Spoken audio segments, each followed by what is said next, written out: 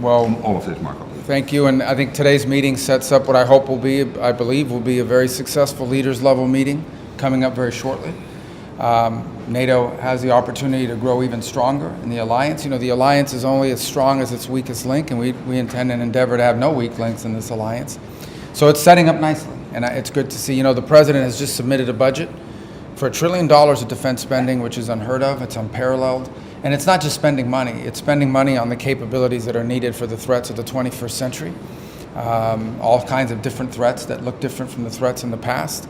And so I think today sets up that leaders meeting, which will be very productive. I also think, obviously, that the big issue on everyone's mind is what's happening with Russia and Ukraine. The President of the United States has been abundantly clear he wants the war to end. He's open to virtually any mechanism that gets us to a just, enduring, and lasting peace. And that's what he wants to see. He wants to see an end to wars. He wants to keep wars from happening. The purpose of NATO is to prevent wars through its strength. And that's why, you know, we want to see it grow stronger. Spending levels among all partners that allow everyone to be stronger and makes the alliance stronger.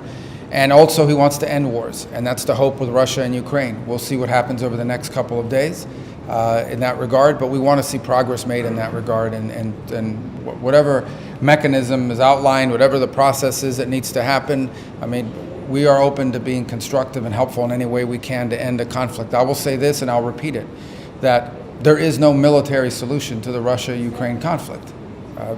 This war is going to end not through a military solution, but through a diplomatic one.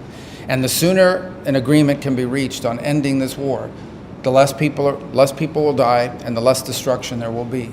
And ultimately, that's what the president's goal is. He wants, as you've seen through his trip that is currently underway in the Middle East, and he talked about in his speech a couple days ago, I hope you had a chance to watch it. It was a very good speech. It was an important speech. And what it marks is when he's interested in building things, not destroying. He wants economies and countries focused on building things, making things, providing opportunity and prosperity for its people. And he's against all the things that keep that from happening, like wars, like terrorism, and all the instability that comes with that.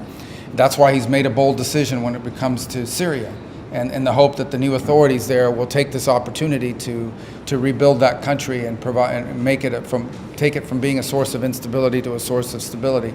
And that's why he wants to see the war in Ukraine end, because there are people suffering, there are things being destroyed, there are lives being upended.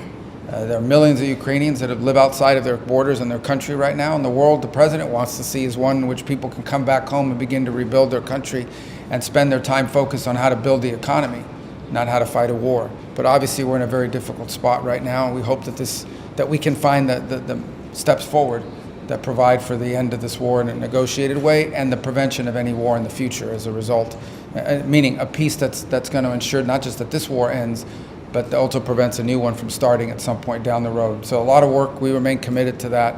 Obviously, like everyone else, impatient. We want to see it happen, and but it's difficult. But you know, hopefully, progress will be made here soon.